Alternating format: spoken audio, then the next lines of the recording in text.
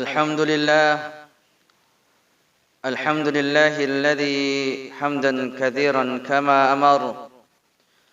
أشهد أن لا إله إلا الله وحده لا شريك له وأشهد أن محمدا عبده ورسوله. اللهم صل وسلم وبارك على سيدنا محمد وعلى آله وأصحابه أجمعين. أما بعد، فيا أيها المسلمون الخادرون اتقوا الله حق تقاته ولا تموتن إلا وأنتم مسلمون. قال الله تعالى في كتاب القرآن الكريم: أعوذ بالله من الشيطان الرجيم. بسم الله الرحمن الرحيم.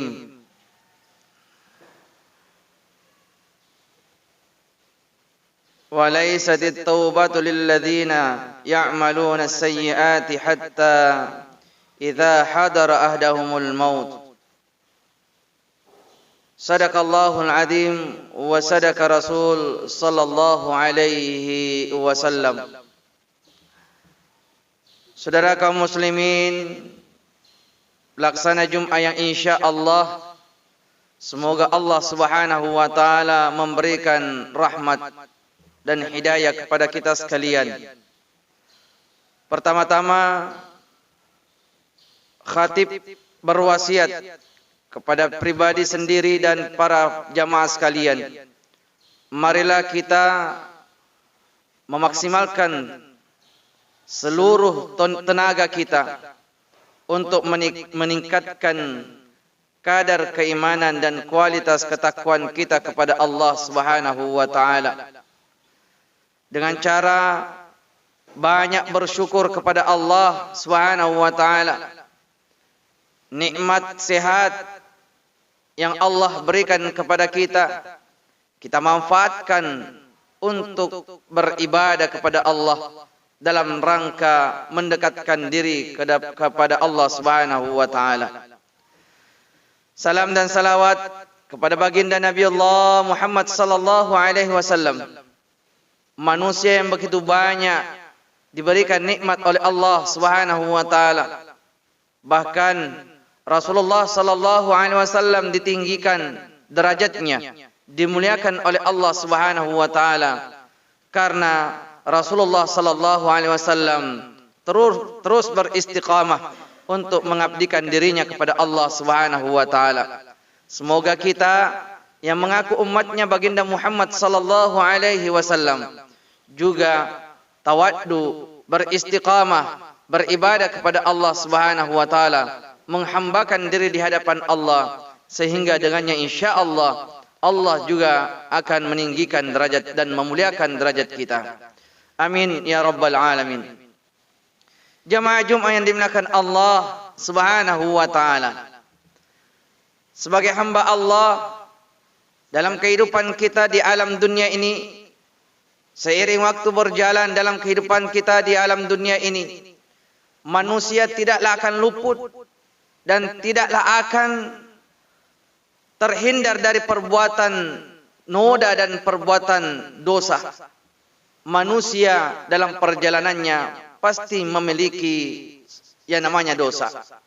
Sebagaimana ungkapan orang Arab berkata bahwa sesungguhnya manusia itu adalah tempatnya lupa dan salah.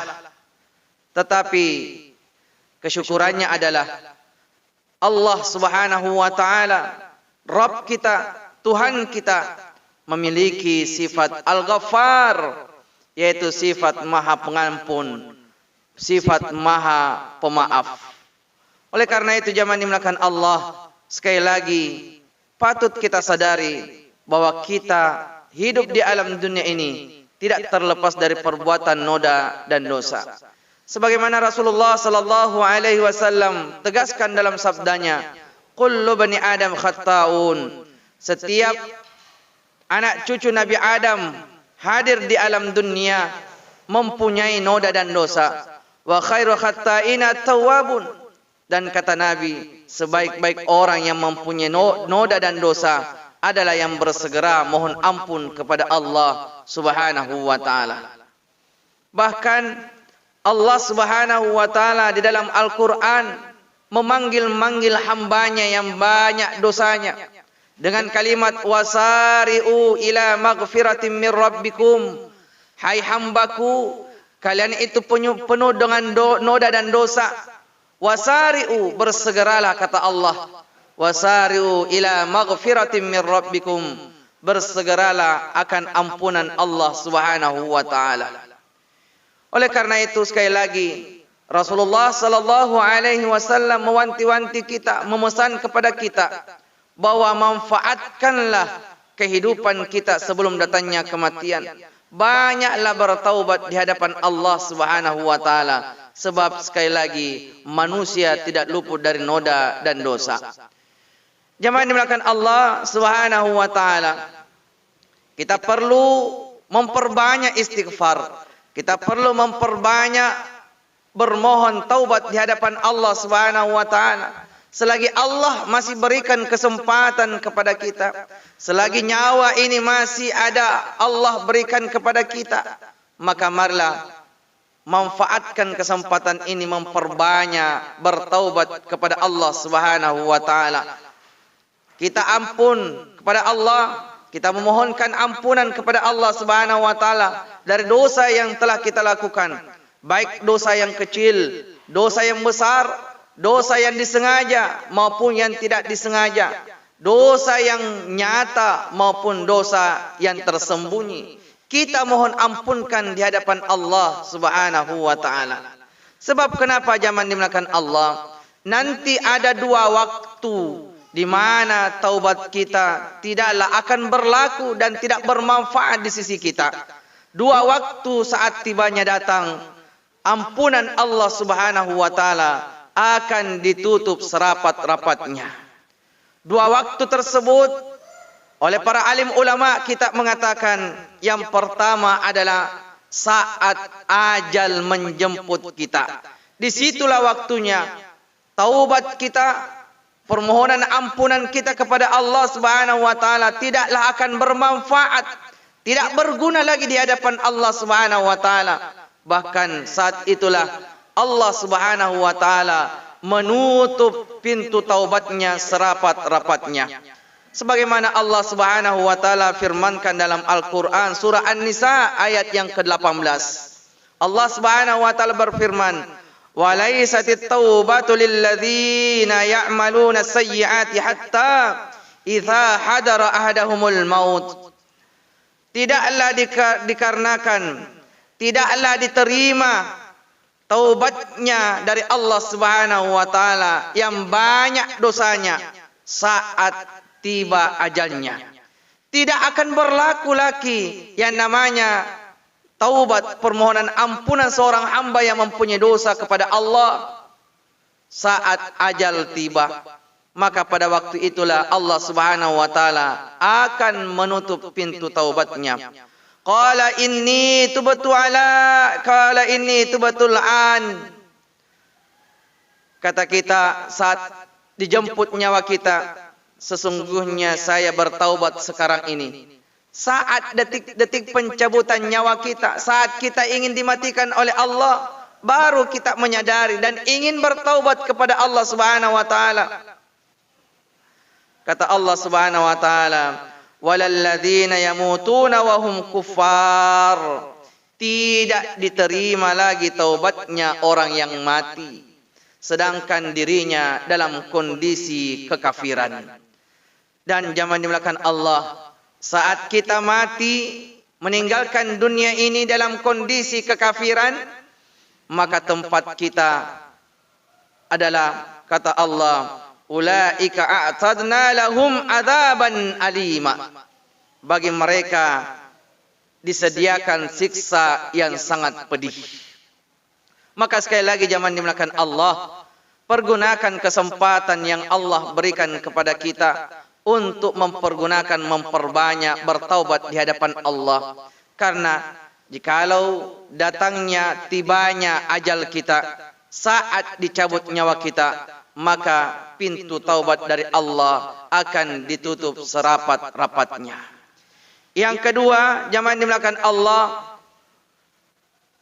waktu yang saatnya dia akan datang, disitulah tempatnya tidak akan berguna taubatnya manusia.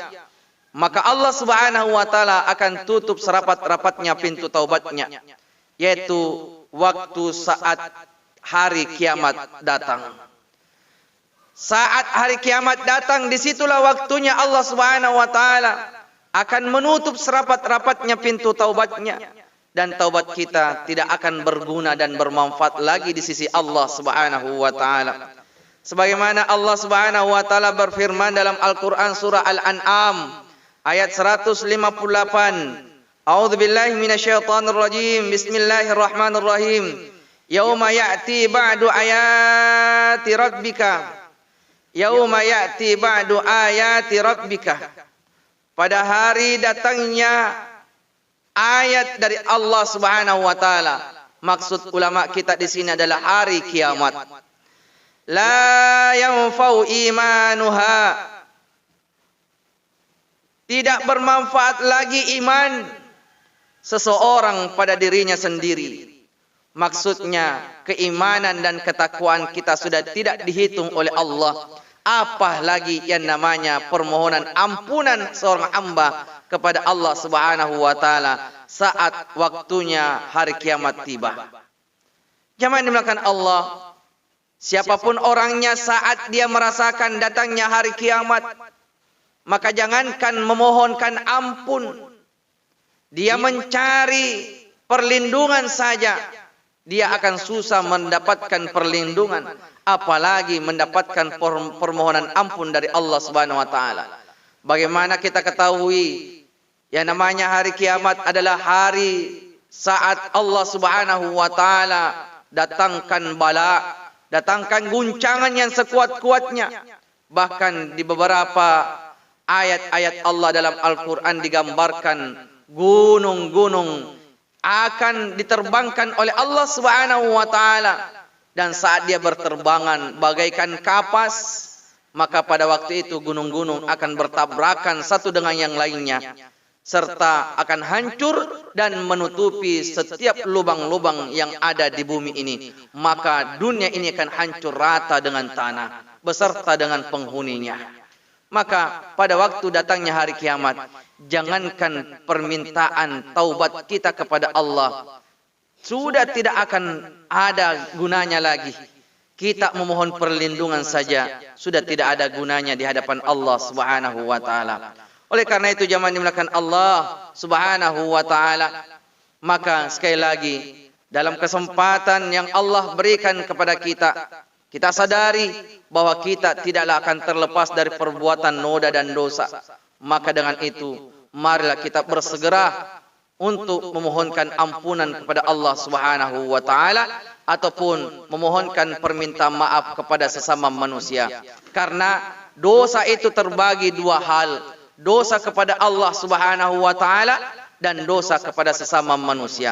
Kalau kita berdosa kepada Allah, cukup kita memohonkan ampun, memperbanyak istighfar, lantas kita berniat untuk meninggalkan perbuatan noda dan dosa tersebut, lalu kita berupaya untuk menghapusnya dengan amal-amal soleh kebaikan di hadapan Allah Subhanahu wa taala, maka Allah Subhanahu wa taala akan mengampuni dosa-dosa yang kita miliki. Tetapi jangan dimulakan Allah, dosa kepada sesama manusia, kata alim ulama kita, maka haruslah langsung kita meminta permohonan maaf kepada manusia tersebut. Oleh karena itu sekali lagi jamaah dimulakan Allah, marilah kita memanfaatkan kesempatan yang Allah berikan kepada kita untuk memperbanyak istighfar di hadapan Allah Subhanahu wa taala. Sebagaimana anjuran Rasulullah sallallahu alaihi wasallam dalam sabdanya, "Ya ayyuhan nas tubu ila Allah." Kata Rasulullah, wahai manusia sekalian, bertaubatlah kepada Allah Subhanahu wa taala. Fa inni tubu. Kata Nabi, saya pun juga bertaubat kepada Rabbku. Saya pun memohonkan ampunan kepada Allah Subhanahu wa taala. Kata Rasul sallallahu alaihi wasallam, saya dalam sehari memohonkan ampun kepada Allah tidak kurang daripada 100 kali. Jamaah dimuliakan Allah, Rasulullah sallallahu alaihi wasallam Habibullah, kekasih Allah yang sudah dijamin oleh Allah masuk ke dalam surga sebelum nabi-nabi yang lain. Bahkan Allah Subhanahu wa taala sandingkan namanya dengan nama Rasulullah sallallahu alaihi wasallam. Tetapi kendati pun demikian, Rasulullah sallallahu alaihi wasallam dalam kehidupannya tetap memohonkan ampunan kepada Allah Subhanahu wa taala. Di dalam riwayat dikatakan tidak kurang daripada 100 kali. Itu Rasulullah sallallahu alaihi wasallam masihlah memohonkan ampunan kepada Allah. Bagaimana dengan kita yang 1001 macam dosa yang pernah kita lakukan di hadapan Allah Subhanahu wa taala. Semoga kita yang hadir di tempat ini insya-Allah mudah-mudahan Allah Subhanahu wa taala memberikan kekuatan, memberikan petunjuk, memberikan hidayah kepada kita sehingga insya-Allah kita mampu menyadari diri kita bahwa kita adalah makhluk yang lemah, makhluk yang tempatnya salah dan lupa, makhluk yang pasti mempunyai dosa dan noda di hadapan Allah. Maka dengan demikian insya-Allah kita berusaha semaksimal mungkin dalam kesempatan kehidupan kita di alam dunia ini memperbanyak permohonan ampun kepada Allah. Jangan sampai tiba dua waktunya, yaitu saat ajal tiba dan saat hari kiamat. Maka dua waktu itulah akan ditutup serapat-rapatnya pintu tobat dari Allah Subhanahu wa taala. Oleh karena itu, permohonan ampunan kita kepada Allah tidaklah akan berguna sama sekali di sisi Allah Subhanahu wa taala. Astaghfirullahal azim, astaghfirullahal azim, astaghfirullahal azim alladzi la ilaha illa huwal hayyul qayyum wa atubu ilaih. Mudah-mudahan Allah Subhanahu wa taala mengampuni seluruh noda dan dosa yang kita miliki. Semoga Allah Subhanahu wa taala memasukkan kita ke dalam surga yang penuh dengan kenikmatan di dalamnya serta kekal abadi di dalamnya. Amin amin ya rabbal alamin. Barakallahu li wa lakum fil Qur'anil azim wa nafa'ina wa iyyakum bima minal ayati wa dzikril hakim wa taqabbala minna wa minkum tilawatahu innahu huwas samiul alim.